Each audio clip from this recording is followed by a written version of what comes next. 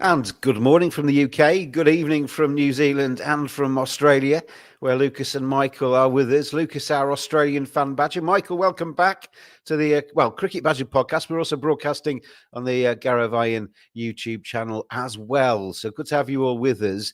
And we've had 2 3-day test matches, one in Adelaide, one in Wellington. We're going to start off with England's success in Wellington because Michael wants to get to bed.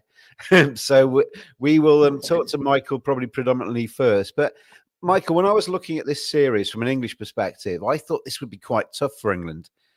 We've got used to facing New Zealand and having kind of ding-dong test matches, one-day internationals, T20s, which are always fairly close. But I've been a bit disappointed with the Kiwis.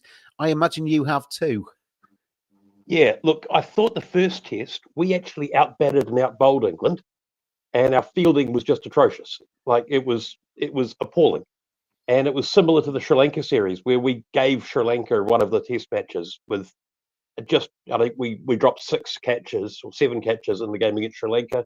We dropped 8 against England plus missed a run out, So we created 21 chances to take a wicket and we took 12. 21 chances should be enough to win a test, but we didn't win a test. We didn't get close to winning the test because our fielding was absolutely abysmal. But in the second test, England completely outplayed New Zealand and played the conditions better. I mean, look, and really, Harry Brook outplayed New Zealand. Harry Brook was so good. You looked at the at one point, I think there had been 17 players bat, and 3 of them had got over 20. And Harry Brook had a run of ball 100.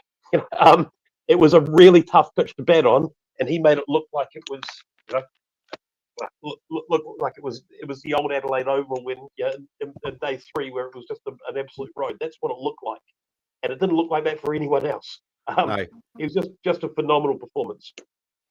It certainly was. And he rode his luck. I mean, he went in there and he swung from the hip a little bit and played a mist at the start. And New Zealand bowled beautifully in that first hour. And then it slipped from your grasp and England took it away. Where would you, is there any personnel changes you'd make, Michael, to the New Zealand side? Are you happy with that 11? Is it just not taking the chances and not winning the important sessions? Look, I think there's one change that probably has to be made, and it's a change I'm loath to suggest. But I think Tim Southee, I know it's his home ground. It's supposed to be his final test. You can't do this. But you look at it and you go, well, the option is you say Nathan Smith is offering more at the other end with the new ball than Tim Southee is. You've got Matt Henry has got one end sewn up. And then a question of who's bowled at the other end. Well, Nathan Smith bowling into the breeze in Wellington. Now, into the breeze in Wellington is a thing. People don't go well into the breeze in Wellington. He took 4 for 80 odd, and it could have very well been 6 for 50. There was a lot of balls that went through the slips or over the gully or that sort of thing. He created pressure and he got batsmen out. And Tim Southee didn't create much pressure at all. And You just go, well, I mean, look, you get him in Hamilton. You know that Hamilton, Southee and Bolt, they knew how to bowl in Hamilton. They played 1,000 first-class matches there between them. They know how to play in that condition. Wellington, maybe Nathan Smith's home ground. Yeah, maybe there's some of it there, but that was a phenomenal performance from Smith. And it was a poor performance from Southee, and it's a poor performance on the back of a poor performance on the back of a poor performance on the back of a poor performance on the back of a poor performance. There's, he played reasonably well in Bengaluru, but that's it. When you look back through the last 2 years, there's been lots of unlucky, but there's a point where unlucky becomes actually he's just not bowling quick enough to get to have the edges carry. It's like, well, the ball keeps bouncing in front of the slips, but maybe that's because he's just not bowling fast enough. I could see at 1-1 that might be a conversation, but at 2-0 down, they're going to give Tim Southee his send-off, aren't they, in the third test? They will. They certainly will. I mean, the other question is Devon Conway, and do you bring in Will Young? But Will Young averages something like 23 as an opener in New Zealand. So yes, he's great batting down the order when it's on a turning track and it's not getting above knee high. but I'm not sure that he's the answer opening the batting in New Zealand conditions. I thought you mentioned Nathan Smith there. He's come in and played really nicely, I thought, in his 2 tests. He can bat as well. I think he's been maybe unlucky not to get a 50. But he looks a find. He looks somebody that's going to be in that New Zealand side for a while. Yeah. Look, we've got the one thing that we do have in New Zealand cricket at the moment is we have young quick bowlers coming out our ears, and good ones. There's Zach Folkes picked up another 5 for in a first class match just the other day. Is that the love child of Zach Crawley and Ben Folkes? No, this guy's swing bowler, swing bowling, but he's a slightly better batter than Smith, so he's probably a number 7 opening bowler and number 7, pretty handy combo. He's 22, I think, bowling 140 and swinging it both ways. Pretty exciting talent. He's been playing some white ball stuff for New Zealand, but he's been doing pretty well in the red ball too in domestic. You've got Will O'Rourke, you've got Ben Sears, you've got this guy Kristen Clark, who's a big, strong, fast bowler from Northern Districts. You've got Matt Fisher, who's a swing bowler from Northern Districts. We've got a couple of years ago, everyone saying, "Well, Nathan Smith's the only guy coming through." Now we've got more riches than we know what to do with as far as young quicks go. And we've got some good young spinners coming through too, but the batting is the one that we're looking going, There's Reece Mariu who plays for Canterbury, and they're perhaps, if we, perhaps Conway maybe might move aside for Mariu, but Conway's a quality player. He's shown us enough over the years to know that he's a good batsman, and he did well in a couple of games in India. It would be too quick to drop him, I think, just after a couple of poor showings in this series. When Tim Southey does go, and he's going, is it Zach Folkes that comes in to replace him, or is there somebody else that's waiting? It could be Jacob Duffy, who's basically a like for like with Southey. He's a big, tall guy who bowls outswing predominantly at slow. Oh, Michael's just frozen on us there. Lucas, with New Zealand, as I say, I was saying to Michael, I've been disappointed really with their performances in this series. With England though, it's kind of the same stuff. There's frustrations. As a traditionalist, I mean, we have this conversation all the time. As a traditionalist watching England, I tear my hair out, but you can't help being entertained. It's very strange for somebody that has watched Test cricket for 40 odd years to actually really totally embrace this England side, because they play cricket or Test cricket in such a different way. It's hard to compute and hard to get your head around. And there are days where it doesn't work and it's embarrassing. But then there are days where it's gloriously entertaining. How do you see Bazball? Because, I mean, obviously you're going to be quaking in your boots with the Ashes coming up. Well, I don't rate it at all. I've said that previous shows, James. I don't. It didn't work in India. It didn't work against Australia in the Ashes, where Cummins out-captained Ben Stokes. Okay, they lost to Pakistan. They won in Pakistan. They won against West Indies. They won at home to Sri Lanka. That's all fine. But when it comes to the big name, we'll know more against India. India will be the big one. I'm a little bit disappointed with New Zealand. I thought they would win this series. I thought they'd actually win this 2-1. Yes, at times when you see I'll put it to you, Lucas, that England are the best side in the world at the moment. Maybe Pakistan, because New Zealand beat India, England have beaten New Zealand, India and Australia are around about the same kind of like average level. So England are the best team in the world. I mean, you could argue Pakistan beat England, so that might make them number one. But if you do it on the logical principle of who's beating who, England are the streets ahead, aren't they? Yeah, but Bangladesh beat Pakistan, so that puts Bangladesh at the Bangladesh top. number one. There you go. There you go. And I Bangladesh. think Anybody from Bangladesh watching this, you have got the best Test team in the world. There you go.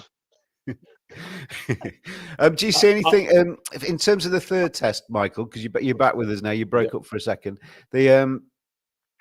Anything different in terms of strategy from New Zealand, or are they just going to go the same way and just hope it works this time? I mean, I think it's a bit of that. I think there is some sort of strategic stuff, but I think the thing with this Bazball is, it's a little bit based on Sehwag had a lot to do. There was a a conversation McCullum had with Saywag and David Warner before he was coached, when they were still playing. And they were talking about how the fielding in Test cricket and where the field's set create opportunities. And how if you can put the ball in places, if you can hit the ball places where, if you know where the bowling's going to be bowled, the ball's going to be bowled, and you know where the fielders are, you can actually score quite quickly, and you might get out. But the odds are eventually going to be in your favour if you do it. And that's really the approach that the whole Bazball thing is you know where the bowlers are going to bowl it, you know where the fielders are, so you know where you don't want it to go. Just hit it where the fielders aren't. Really simple when you say it. Yeah, I sometimes think, and I think it got into Australia's head in England initially in that series, just knowing that Bazball exists affects the opposition captain and the opposition team because they are a little bit nervous of it. I know it affected India last time that England played in India. Rohit Sharma was definitely on the back foot a little bit at some stages in those early tests because he knew that Bazball was there and he knew that England were going to attack, and therefore maybe got a bit defensive too early, and and it changes the way the opposition plays. So you don't actually almost have to do anything. You just have to walk out there with your chest puffed out, say we're going to play Bazball, and all of a sudden the opposition maybe treat you in a slightly different way. Have you seen any of that from New Zealand? Because I don't think I have actually in this series. I think they've played as if Bazball isn't there. No, well, I think there's been some things, like some of the times the slips have come out a little bit earlier than they may have. But part of it is that it's just been working. Like, you've got them at 44 for 4, and all of a sudden it's 200 for 4. Yeah. And it's not like they've ground it out for 6 hours. They've done it in an hour and a half. Yeah. So how did that happen? That's been the difference, Michael, as well, isn't it? Because if you actually look at the scorecards and the way these two matches have gone, if you take Harry Brook and Ollie Pope out of the equation with the bat, New Zealand would be 2-0 up. Yep. And look, if we took the catches of Brook and Pope off it up in the first match, it would be 1-1. And it really would be. There's no doubt that if Pope, if Brook had have got out when the first chance he gave up when he was on, was it 16, in that first match, New Zealand would have had a 150 run lead going into the second innings, and the whole complexion of the series would have been different. And I've heard Buttler say this all the time, but you give a chance, it goes down. They start to think this is my day. I'm going to make this team pay. When 5 chances go down, it's your day, don't you? Well, look. The fact is, if you give any batsman, if you look at what their average, and you look at their average once they get to 20, for most players it's about 30 higher. So in other words, they're a 10 run average better player from once they get their iron. If you drop someone when they're on 20, you've just turned a guy who's a 40 average player into a 50 average player. You drop him when he's on 40, you've just turned him into Don Bradman. Yeah. And New Zealand dropping so many catches, it's just criminal. An interesting thing in one-day games, the number one stat that determines if a team's likely to win is, do they take any run-outs? Run-outs are the number one thing that determines if a team's going to win, because a run-out gets a batsman out when they're set. Very rare run-out happen. The run-outs often happen when someone's set and you change the feel of the game. Similar, drop catches is the number one thing in Test. You drop catches, you lose matches. It's that simple. Well, Michael? What's changed with the fielding? Because historically, New Zealand have been a great fielding side. It's, as you mentioned, I spoke with James this couple of nights ago, that it's just recently, the last year, they seem to be dropping very simple catches. What's been the change? Has there been a new fielding coach? Is there something in the structure? What's the difference? I think it's actually been a process happened. Well, Michael's just dipped out again. While Michael's just regathering his connection there, I watched Ish Sodhi. There was I don't know if you're getting them in. Well, you wouldn't have seen it anyway, Lucas, because you're at Adelaide Oval. But they've got this feature of my home town or something in the breaks. Yeah. And Ish Sodhi was on last night. I've never really seen Ish Sodhi speak before. What a lovely bloke that guy is. He's got a gentle, grateful, humble. His hero was Dion Nash, and they took him to the ground that he'd grown up in, Eden Park, and Dion Nash kind of surprised him by walking out and shaking his hand. And Ish Sodi, honestly, I was absolutely blown away by him. I thought he was absolutely lovely. Michael, you're back with us. Sorry. Yeah. So what I was saying is that the fielding's been getting worse for a while, and part of it, I think, is Gary Stead took over coaching from Mike Hesson, and Mike Hesson had been the fielding coach as well as the head coach, and Gary Stead sort of took over that role as doing the fielding coach. Now, Mike Hesson was a great technical coach as well as a great tactical coach. And one of the things that he did that was really smart is he created a whole lot of games. If you watch the New Zealand team practicing before when Mike Hesson was in, they weren't doing drills, they were playing games with each other. Everything was competitive, everything was a competition. And all their fielding wasn't about repeating the same thing. It was about trying to beat each other at these challenges. And you're talking about, you've got elite athletes, they're competitive people. It was brilliant. And what he did is he created this culture where they were really trying to outdo each other to pull off the best catches, to throw down the stumps the most often. And the result of that, and then they, what they were doing off the ball as well. There were awards for players for what they did off the ball, the way they ran off the ball, the backing up. There was guys would be standing at 45 to both directions of the stumps in case the ball hit the stumps. They were there ready to go to get a deflection. All of that stuff that was at the next level that Hesson did. Just the thinking doesn't seem to be there under Stead. He's more laid back character. He's he's a guy that, his coaching style is we build pressure on the opposition by just not letting the foot off the throat. Whereas Hesson was, we build pressure by attacking them and by trying to find weaknesses. Stead was, we build pressure by just never relenting. It's a quite different approach, and I think when it comes to fielding, the Hesson's approach was much better. And it's taken, over the last 4 years, we've seen the fielding standards progressively decrease. But also, most of the team are in their 30s now. When Hesson took over the team, they were all in their mid-20s. And guys who are 25 are going to have better reactions than guys that are 33, 34.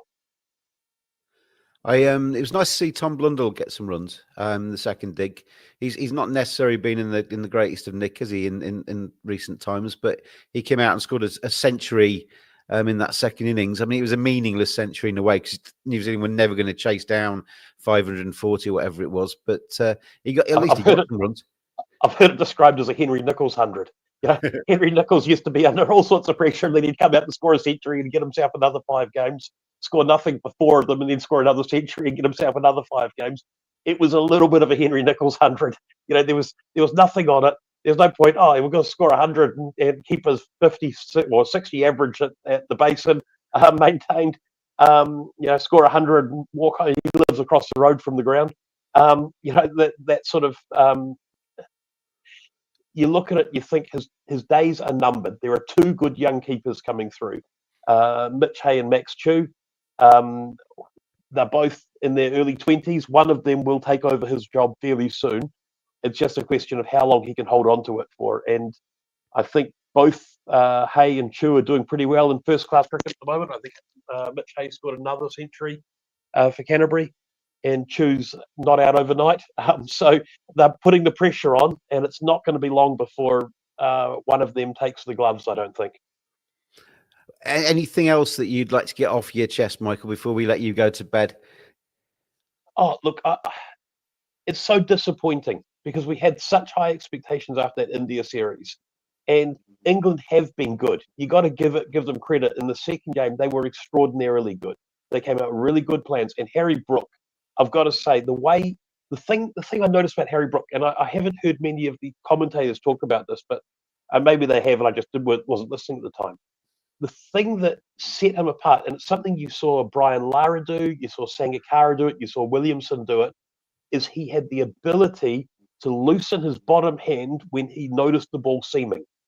Very few players have got the reaction time to do that.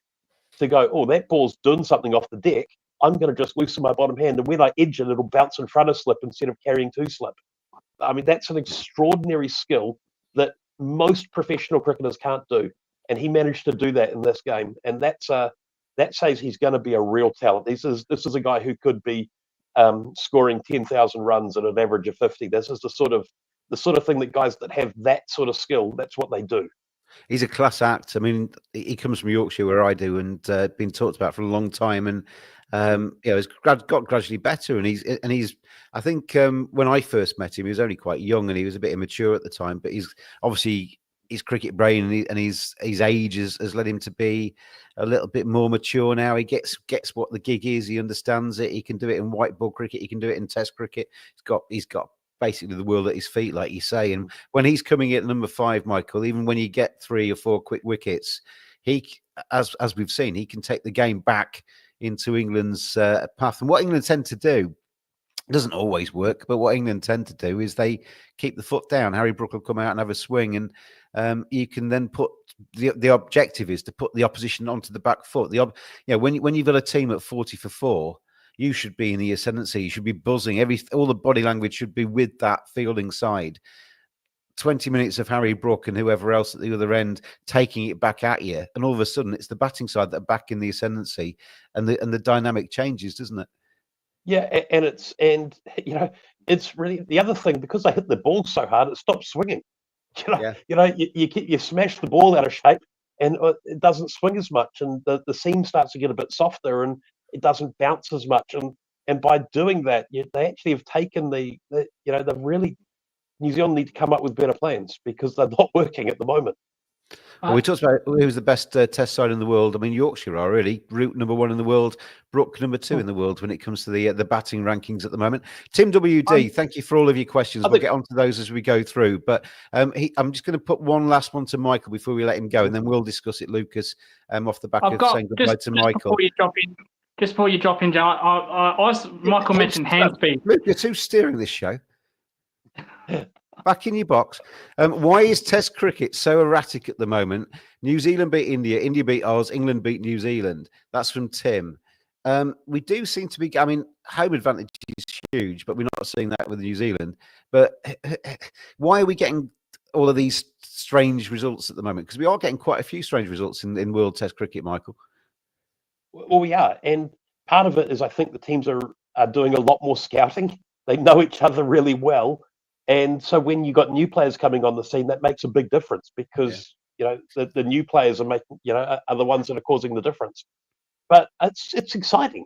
You've got 6 or 7 sides who genuinely can beat each other on any given day. You don't know before the game starts who's going to win, and that's wonderful. There's a lot of variability in Test cricket, unless the teams are really far apart, and because the teams aren't really far apart, that means that every game is a lot on it, which is I think it's great. For those of us that love Test cricket, Michael, that's brilliant, isn't it? Because it does add that drama, and hopefully gets a few more people excited about the format. Well, I mean, it does. And the other thing is, you're talking about home advantage being huge. This is what we're now something like, I think there's more away teams won than home teams won this year. It's something like that. I'll bring it up for the. Well, New Zealand's winning India is the headline out there, isn't it? Because but it's not just this one. It's happened. It's all over. You see, Bangladesh beat Pakistan in Pakistan. You've had Australia would have won in New Zealand. India, Australia won in New Zealand. India have won one match in Australia, and Sri Lanka look like they've got a reasonable chance at knocking over South Africa. And South Africa, it's not quite. England are winning in New Zealand as well, Michael. Yeah, it's just 21 wins, 24 losses for the away team. Wow. So it's almost 50-50 a home and away. There's never been 21 away wins in a year. This is the first year that's ever happened. Well, that's really good for the sport, isn't it? That's really good for the sport if we can get a little bit more parity there. Lucas, I'll let you ask your question now. Sorry, I'll let you come back in. Oh, it wasn't. No, that's all right, James. No, Michael mentioned hand speed of Harry Brooks. I noticed that with Jaiswal. There was a delivery last night that Cummins got out to Kale, where Kale pulled the ball that was way too full to be pulled.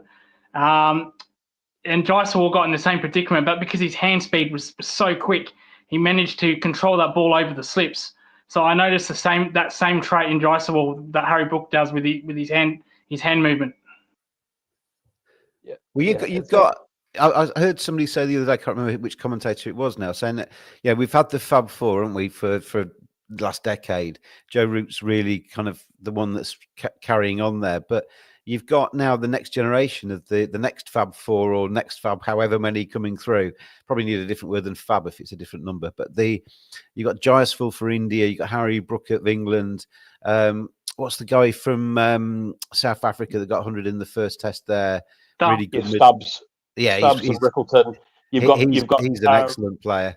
Mendes from Sri Lanka, who looks. And the thing that Sri Lanka have got here is they've got such a good top five that they can put Mendes in at number 6. And he gets a chance to not have to face the new ball. He gets a chance to work into his career. When you're averaging 60 and you're able to come in a bit later on when the bowlers are tired, that's a great start to your career. Yeah. So you got Mendes, and then you've got Rachin Ravindra in New Zealand as well, who's at similar age.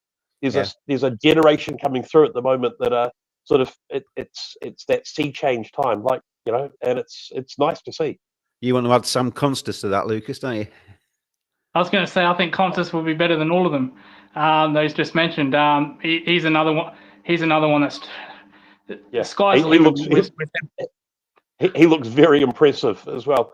But lots of players look impressive at domestic level, as you see how they go against just that slightly extra level of pressure. We said that about Marcus Harris, who just did the same thing Sam Constas did, and look at Marcus Harris, he just can't get in. He just never made it. Yeah, and that's it. Sometimes for some players that next level is just a step too far. Yeah. Michael, it's been great to see you again. We'll let you go to bed now, and right. good luck for your Kiwis for the third test, and good to see you again. So thank you to Michael. Thank you for joining us, and Lucas, we'll turn our attention next to the Australia-India series, the Border Gavaskar Trophy. But before we do, it'd be remiss of me to not mention the fact that Manscaped.com are the sponsors of the Cricket Badger podcast, and very much appreciated their support of the pod. Here's a little advert for them, and off the back of this, we'll talk all things BGT. If men were squares, shaving would be easy, because a flat surface is perfect for a traditional razor. But we're not squares. What? Presenting Manscaped's new Dome Shaver Pro. Because we're not flat, we have curves, we have balls, we have round. Where most blades are created for flat surfaces, the Dome Shaver Pro is designed specifically for your big round head. With 5 double-track skin-safe blade heads and Manscaped's Flex Adjust technology, you'll be able to shave your head faster and more efficiently than ever before without the fear of nicks or cuts. And yes, of course it's waterproof. This is Manscaped. So go ahead and enjoy that big, bold beauty. Embrace the spherical essence of your existence. Grab life by the bald. Shop now at manscaped.com. Shop now indeed, and you see on the screen there 20% off. It said if you get a nice surprise if you go onto the manscaped.com site right now, because at the moment in the festive period it's 25% off. You get free shipping, and you also get a couple of free gifts as well. It's James and Lucas now with you. Thanks to Michael for joining us to talk about things at New Zealand. I let Michael speak a lot in that first half of the show because I knew I was going to lose him, and I won't hear the end of you now for the next half an hour or whatever it was. But you've been at the Adelaide Oval today. You kind of drew the short straw a little bit, didn't you? Third day of the Test match, you didn't get much play. Well, that's the only thing that's ruined my weekend, James. That's the only thing. 40.40 because the general admission was sold out on day 1 and 2. So day 3 was the best I got. So unless you want to pay for executive, suites and higher seats, which I wasn't going to do. Unless it came to desperate measures, but there was a day 3 and I had to take it. But yeah, 1.5 hour play. So apart from that, pretty good weekend. And you've obviously happy about the fact that Australia bounced back in the series. Pink ball test, as we said, Australia got an incredible record in pink ball test. India haven't played too many of them. It showed, Lucas, didn't it? Mitchell Starc, as we mentioned in the previous pod, was absolutely fantastic. Travis Head getting a big 100 at his home ground as well. Australia always looked in charge. Whether it was 90% on the Lucas Viz after day one or not is a different story, but they obviously went on to win. I should have said 50-50, so I can get a better day three, get that evening session in. Whether it was 90% India or 90% Australia, but no, this was dominated by Australia. I said last time that Australia will be better in this game, mainly because of the pink ball, and the big difference, well, two big differences. One was Travis Head, one was Mitchell Starc. Mitchell Starc averages under 20 with that pink ball. No one even comes close to that. He was absolutely unreal in that first innings. He took his 6 wickets, leaving him short there. And then Travis Head just finished him off. When Travis Head scored that 100, that game was pretty much done and dusted. Because I said in the last show that India, they don't practice with the pink ball. They haven't played a test match with the pink ball since Bangladesh 5 years ago. And that was a different ball anyway. So, they just don't practice, and it showed. It really showed with Bumrah. I was disappointed with Bumrah in this test match. Very disappointed. I thought at times he bowled too wide, too short. Yesterday on the first session, I thought he got it right, and you think, oh, why? Luckily or unluckily for Australia, why couldn't he have done that on the first day in the night session? He would have caused all sorts of problems. But he did get a little bit better on that day. But after that, again, he was average. The whole bowling unit was average compared to Australia's. Boland was fantastic. Should have got more wickets. Cummins was good in the second innings, picking up wickets today. Picked up 3. So it was just dominated by Australia, and a good win. There he is. Look, Lucas at the ground today with what's his name? The Indian guy that paints himself in all the colours of the flag and looks absolutely. They call it's not his name, but they call him the Tendulkar guy because he's always at the Indian. He never misses an Indian match. I spoke to him today. Speaks very good, very humbled. Understood what I was saying, he was talking. He's like, God bless, mate. That's what he said. I said, thank you so much. So very humbled guy, but he goes to every single. He does not miss a match, whether it's T20, ODI, Test matches. He is always there, that guy, and he's one of the true legends of the fans. I always wonder India, with people like him. There's a few like him around, and where did they get the money to actually be able to afford to travel the world doing this? Because I wish if anybody's got that money, wants to sponsor me to do it, I'm happy to paint myself whatever colours you want. But he looks absolutely delighted to be stood next to you there, doesn't he? No, he like I said, he was very, very humbled man, and fantastic. And you're right.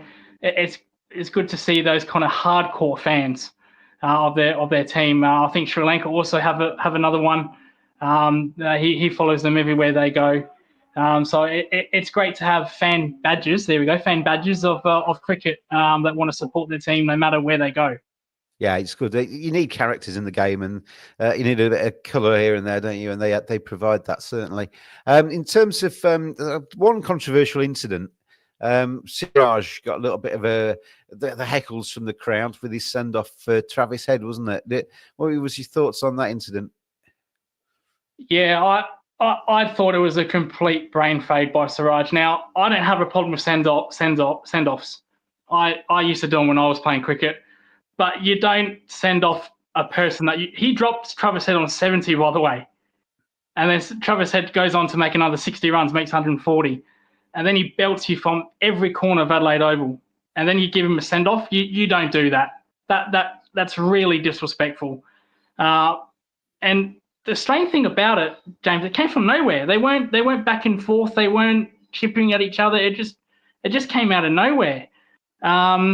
Travis Head, I don't know Travis Head personally, but I have actually played a couple of great games with him in cricket. He did not said what he said. There's no way in hell he said, "Oh, good ball, mate." I think he might have said something a little bit more vocious. I than that. would put my money on something ruder. Yeah, he gave Siraj something rude. Don't worry about that. But I thought that was just a brain fade from Siraj. I get the emotion. I get Travis Head has caused India a lot of pain, especially in that World Cup final. And yesterday, I get that. But there's a time and a place for send-offs. Like I said, I've got no problem with it. No problem. But you don't do that when you drop the man and then he goes on to make 140. I'm torn, mate, because if it had been Labuschagne doing that to Rohit Sharma, I'd have been criticising him to the high heavens. Something about Siraj, I just love the bloke. I love the fact that he comes from quite humble beginnings. He's kind of obviously a talented lad. He's got some fire in his belly. That's what's taken him to where he is. That you don't get into that Indian team by accident these days. There's 1.4 billion people trying to get into that side, and he's got a little bit of fire. There's a bit of tenacity. There's a bit of I want to show you. I want to prove everybody that I can do this, and that's always bubbling under. And I like that. There is no doubt. I respect what he does. He's a workhorse. Every ball he seems to give 100%. I can respect that a mile from a bowler to bowler. Also, with the crowd booing him, I've got no problem with that either, as long as it's not over the top racist or against his religion or personal attack on him and his family. I've got no problem with booing. Travis Head is a local boy, as so is Alex Carey and McSweeney. And they're just defending Travis Head. I've got no problem with that whatsoever. There was some booing today when Siraj came out to bat. Again, no problem with that. So I don't want to hear India come out and say, the booing is unacceptable. Well, they haven't. I don't think. I haven't had the press conference. So yeah, it's part of the game, whether you like or not. Like we saw in Australia when they, the Alex Carey thing, where the English crowd just went absolutely on a tear. So did the members in the room. I had no problem with that either at the time, and I said to you on that show at the time. So I had a lot of problem with that. I thought the English. I had a problem with some of the attacks on Karaja. That, like I said, I've got no problem with booing, as long as it's not personal, as long as it's not against religion or it's not racism or all that. I've got no problem with that. I think by definition, if you're booing an individual, it's personal. But anyway, let's move on to India. And I've seen a few. Indian fans aren't shy at telling people what they think. On a massive high after the first test, now on a massive low after the second. Wear the hearts on the sleeve to India fans on social media. And there are calls from some quarters, I don't know how many, I've seen a few, to suggest that India played brilliantly in the first test under Jasprit Bumrah. They played poorly in the second test under Rohit Sharma. It's time to change the skipper. Rohit Sharma hasn't had a good test match, really, because he was obviously out cheaply in both innings. But he's a good captain. And every team has highs and lows. And it was a bad day at the office. I think in some ways, India, he can get this in a pink ball test. They got the worst of the conditions at times. And that's just how it goes sometimes, because that kind of twilight bit where it does a little bit tended to be ball in hand for Australia, which is a big advantage. And that's just a fluke in many ways. I don't think Rohit Sharma can do much about that other than bat longer. But I think it's a bit too early, 2 matches into a 5-test match series where Rohit's only really just landed in the country, to suggest that he should step aside. Jasprit Bumrah did a great job in that first test. And it may be that after this series or in the not too distant future, after England in the summer, Rohit decides that he's going to concentrate on the white ball for the rest of his career. But I think at the moment, Rohit's in charge. He is in charge, but I don't think he should be. I don't like bowling captains. I've said that I was a bowling captain myself, James. So that's a bit of hypocrisy there. And you also said your team hated you. Because I kept bowling myself when I wasn't captain. I don't know if you saw the stats, but I showed you my record in the WhatsApp. I did see it. It's impressive.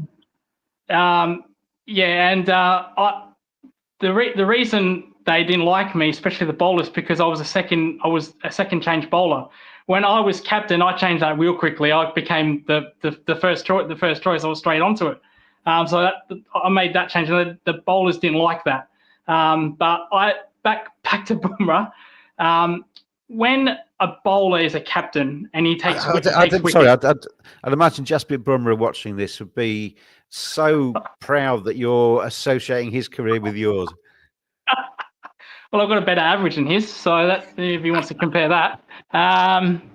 But he's got a few more wickets. But anyway, an impressive average actually. Not to pump up my own stats, but I didn't. When I saw that, I thought, no. When a bowling captain takes wickets, especially like Bumrah did in the first test, the teammates they get into like a frenzy. They give you energy. With Rohit Sharma's captaincy, I don't feel that. I didn't feel, even though when you're getting smashed, you still support. You still say, come on boys, keep your head up, keep going. I didn't get any of that from Sharma. Now he's bat himself at 5. That's an experiment. I'm not going to blame him for that. I'll give him on a part. He did look awful. I'll give him a pass on that. He came to the country. He just got off the plane and played. But as a captain, he looked bland. He looked boring. He didn't. That's his style, though. Everybody's different. You get some captains that are prickly and up and at 'em. Rohit Sharma's more laid back in his style. Doesn't look ruffled if things are bad. Doesn't look ruffled if things are good. That's just the way he is as a person. And I get that.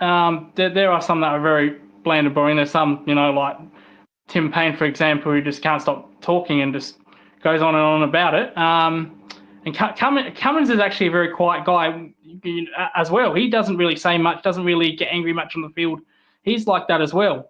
But with Bumrah, I felt when he was captaining, I thought, yes, he took wickets, and the Indians they gave him energy. The Indian fielders, they gave him energy. And if I'm a batsman of Australian opposition of Australia, so if I'm an Australian playing in that thing, I'd be probably happy if Sharma did stay on as captain, because I thought Sharma underbowled Bumrah as well, in my opinion.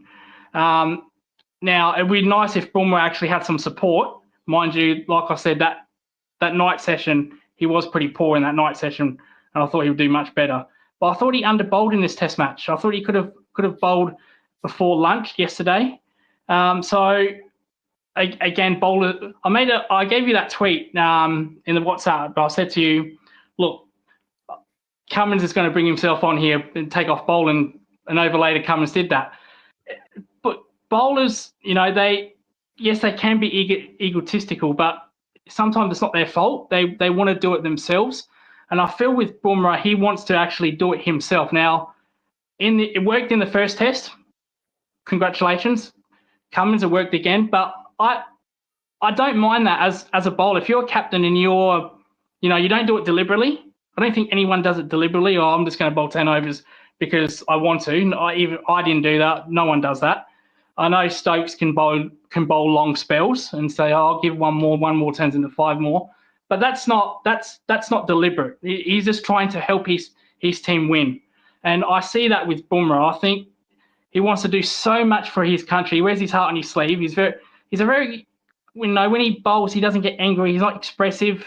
He just gets the job done, James. He's almost like a silent assassin in a way. And I'll tell you what, I think if Rohit Sharma stays as captain, I think whatever happens, India win this series. I know you'll disagree with me on that, but I still think India win this series. 3 Test matches to go, 1 apiece, really well set up, and going to be a really interesting next month, isn't it? As that series reaches its climax. If they did make the change, and I wouldn't do it, but if they did make the change, I can see the positives from it, because you'll get Jasprit Bumrah coming in, absolutely eager to make his mark and bowling his socks off to do that. And you'll get Rohit Sharma batting at 5 or 6 in the order, absolutely determined to prove everybody wrong. And that could be a really, really powerful combination, because Rohit at his best is as good as anybody. Jasprit at his best, he's better than everybody. So it's going to be really interesting to see how that goes. I thought Pat Cummins had a very good match as captain. He did have a good match. I said to you last show, a couple of shows of the first test, he was very poor. He was meh. I didn't get that from him, especially today. He was fantastic today with the short pitch bowling. his pace was high. He was bowling 142, 143, compared to last test where he was around about 137, 138. So that's just being underdone. He didn't play any practice matches. He didn't play any Sheffield Shield cricket whatsoever. So I knew he'd be better this time. Here's a statistical fact for you. Last test, it was the first time Pat Cummins in both innings went none for 50 before taking a wicket. That was the first time in Australian soil. And I said to myself, he's not going to do that again. He's going to be much better in that second test. And he was good in the second test. He was good with his captaincy as well. He made the right when he brought himself off and took off Boland. I thought that was actually a good move because Boland was getting attacked by Richard Pant. But I thought this was one of Pat Cummins's best games. Is he back to his old self? Well, time will tell. But it was a great test match from Pat Cummins, especially today. Got a lovely bowling action when you see it slowed down from the side up ways on Pat Cummins. I mean, honestly, he's somebody I feel really sorry for. He's incredibly good looking, got a beautiful wife, got a lovely family, very well off after playing for Australia in the IPL, etc. Incredibly successful. I mean, he must go to bed at night thinking, how on earth has it got so bad for himself? He's just what an awful life he's got. Anyway, Tim WD, we'll finish with your question. That was Australia 0, England 5. It's coming home, he says. I mean, we went through all the kind of permutations where England are the best team in the world, maybe after Bangladesh and Pakistan. But are you, if we were to kind of judge the Ashes now, and we're a year away, but if we were to judge the Ashes now, after seeing England's performances in New Zealand, after seeing one apiece in the India series for Australia, there are cracks or problems in that Australian side. England aren't perfect. How would you see the series going? Would you be a Glenn McGrath and say 5-0 Australia, or do you think it'll be a bit more nuanced and tight than that? Well, for one, I would if I was Cricket Australia, I'd want all 5 Test matches played under the lights. For one, then you might get your 5-0. And then we'll get Jimmy Anderson out of retirement. Chris Woakes going on full pelt, and we'll swing you to death, mate. The only time James Anderson has taken wickets in Australia was under lights in Adelaide. So you might be onto something there, James. You found a great bowler in Cass. He could be a huge threat. Again, depends on what pitches they want to produce. I think Australia will go green tops like we saw this series. This pitch in Adelaide has surprised me. Like I said last show, it did surprise me. They left a little bit more grass than expected, where they said it was going to be a 400, 450 run, first innings. That wasn't the case. If the Ashes were to happen next week, it would be a bowling series. I don't think any team would get to 350, 400. I think you'd see probably 15 wickets fall on one day in every test. Especially if you're going to make bowling-friendly conditions. Both, the 2 tests we've just seen have been good, but the fact that they finished in 2.5 days isn't fantastic, is it? It's not good. And if the Ashes were, this week, I could see that happening in every test. I could see it be 2-3 days in every test. So far, it's happened in India. It's happened in this series. So that they've got top order problems, Australia. And I said to you this, I don't want to transition during the Ashes. I think with England's potent fast bowlers, I think they'll be smarter with their bowlers. You can't have 4 swing bowlers in Australia. You won't win test matches. You've got to have a penetrator. Tim WD's follow-up was England suddenly looks strong with Jamie Smith, Mark Wood, Jofra Archer, Josh Tong, all hopefully coming back inside the next 12 months and could be part of that Ashes squad. Gus Atkinson's had a stellar year. He's got a century at Lords. He's taken wickets left, right, and centre. Hat-trick in this last Test match. He's proving himself to be a very capable Test match player. And as you mentioned, Bryden Cass has hit the ground running. They've got to be careful, and there's evidence they are being careful with these bowlers, that they're trying to manage their workloads. As Neil said on the pod the other day, They need to do that with Bryden Cast. He's a big, strong lad. He's a big, strong unit, but he's not immune to being injured. They need to treat him carefully, maybe rest him for the third test in New Zealand. But England have kind of putting together a bowling attack there that could test your Aussies. Yeah, that's what they're doing. They've tried it numerous bowlers. So it seems to me that they've made a decision internally saying we need some bowlers for the Ashes. If we lose a series here and there, so be it. But we need bowlers. If I was a selector for England for the first test, if the first test was this week, I would go with if everyone was healthy. I know Wood is injured and that. If everyone was healthy, I would go Wood, Cast, Archer. I would go either Josh Tongue / Atkinson. I don't like Atkinson's wobble seam, especially in Australia. I don't like that.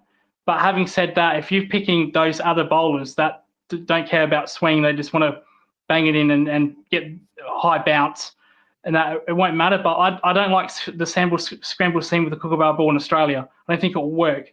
So ideally, Josh Tongue really did impress me as well in that Ashes series a couple of years ago. So that's the attack I would run with. Like I said, if they decide to go with Wokes, Atkinson, and Potts, they won't get anywhere with that. They'd get smashed 5-0. So they have to be really smart with their bowling unit. It was a shame for Josh Tongue that he got injured when he did, because he made some real headway in international cricket, and then obviously he's taken 3 steps back with his kind of pectoral muscle injury. I don't know why I'm trying to show you a pectoral muscle, because I haven't got any, but they are hard to get over. With your bowler and your arms are moving all over the place, your chest is going to take some strain. So if you're watching, Josh, good luck with your recovery. Hopefully we see you back on the cricket pitch very soon indeed. Anything else you want to get off your chest before we say goodbye to our lovely viewers and listeners? No, I did notice something with Richard Pant, and that was his keeping. I thought he was really poor with his keeping this Test match. I don't know if he was injured with his hands, but as a keeper, you don't crocodile it. That's the first thing you get taught in Australia. You don't crocodile the ball. I saw that a couple of times from him this Test match, and I'm not going to blame him for the bias, because when you're bowling 140 Ks and they go down, you've got no chance. But the way he was catching it, he did drop a catch as well. I thought he could have been a little bit better with his foot movement. He was pulling the slips with Rohit. He also left one go. I'm talking about the one he dived far too. He should have let Rohit Sharma take that. And then there was one he didn't even dive at all. So he needs to work as a keeper. If a slip is too far, you tell him. I don't care if he's Don Bradman, Steve Smith, Virat Kohli. You say to him, mate, can you just take a step towards me? Right? That should be your job as a keeper to set the slips right. I don't think Rishabh's shy. Yeah, I get that feeling. So I felt that Rohit Sharma and Pant were too wide of each other, and they were trying to cover everything. And as we saw, I think with Rishabh Pant, I don't think he is the finished article as a keeper. I don't think he probably ever will be. But it's going back to the overall package kind of situation. He's good enough to keep wicket in Test cricket. He might miss a few. He might be untidy every now and again. He can take some really good takes as well and take some really good catches. But he's a game changer with the bat as well. And he threatened to do that in that Test match. He came out and blasted one of his first few balls to the boundary and for 6, and looked like he was really up for scoring a quick 150 and possibly changing the game. And they got him just at the right time before he could really capitalise on that start. But he's a player. I take what everybody says about Ben Foakes. He should be in this team. Blah blah blah blah blah. Best keeper and all that. And I can certainly see the merit in that kind of argument. But I think that kind of goes on ice with Rishabh Pant, because he's he can win a match on his own. Yeah, there's no doubt. There's no doubt about that. Jarrell's the much better keeper from what I've seen. He's the better keeper by a mile. Yeah. But because Jarrell can't bat like Pant, he can't even bat his quarter as good as Richard Pant. They're always going to put Richard Pant in there. The days are gone where we've seen it with Ben Foakes, we've seen it with Jarrell, we've seen it with a few around the world. Where the days are gone where just being able to be a really brilliant keeper is not enough.